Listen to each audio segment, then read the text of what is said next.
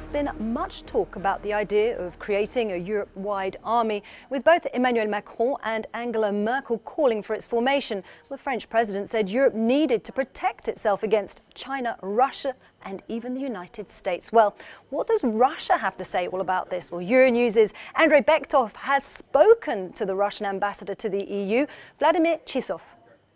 One more step has been taken towards the creation of the so-called European army. How does the Russian leadership assess the perspective of such a defensive alliance in the EU?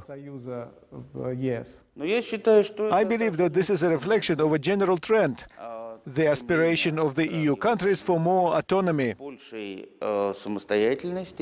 The previous blind hope that the American older brother will protect against all possible disasters, this conviction probably does not exist anymore.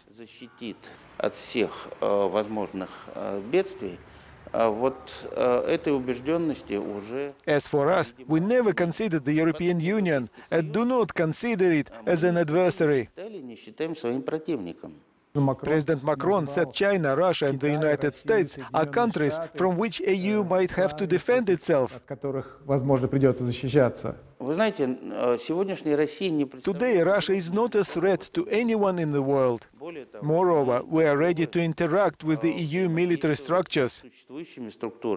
Regrettably, under the far-fetched pretext, after 2014, the European Union actually froze work in this direction.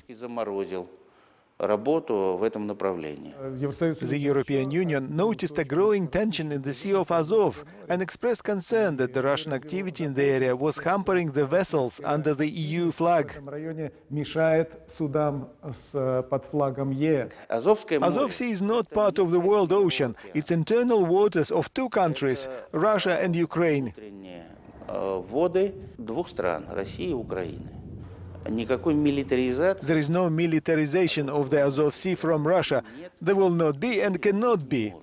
Yes, the presence of the Coast Guard there is strengthened after construction of Kerch Bridge to Crimea, naturally.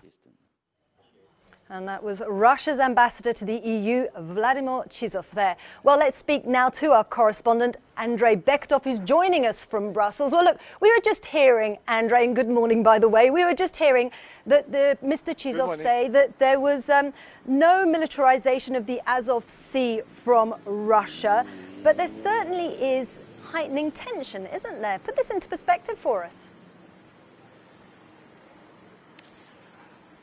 Well, first of all, Mr. Chizhov says that this is not quite European area, meaning that Federica Mogherini, the chief diplomat, she's stretching her brief because this Azov Sea is not part of the world ocean. It's internal sea of Russia and Ukraine, and also Russia has now to protect the naval convoys and all the activity in this area, which it is doing.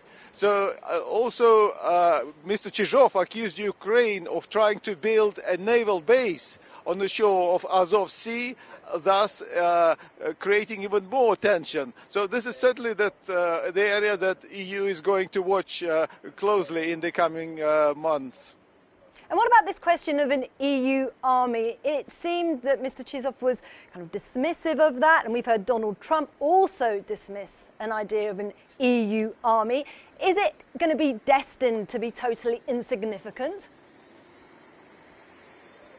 I would say that Russians and Mr. Chizhov reacted with a relief, because for them, for Russia, setting the American-dominated NATO against the EU is in a way weakening the Western allies. And also Mr. Chizhov mentioned that this aspiration of separate individual EU countries for more independence, and he also probably means that there is a split inside the EU between pro-American states like Poland or even the Visegrad group against others who want this European army relying on itself. And also Mr. Chizhov was incredibly critical of the United Kingdom for consolidating anti-Russian forces.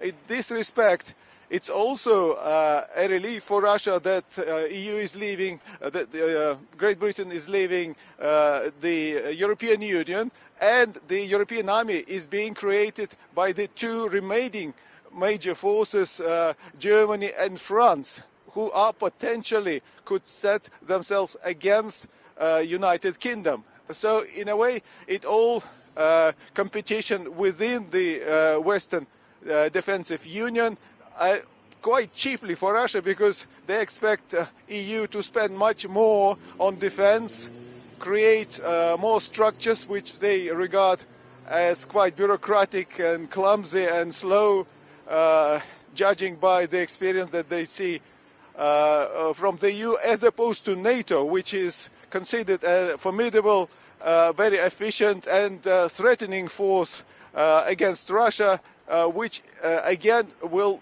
be slightly sidelined with the creation of another defensive structure inside the European Union.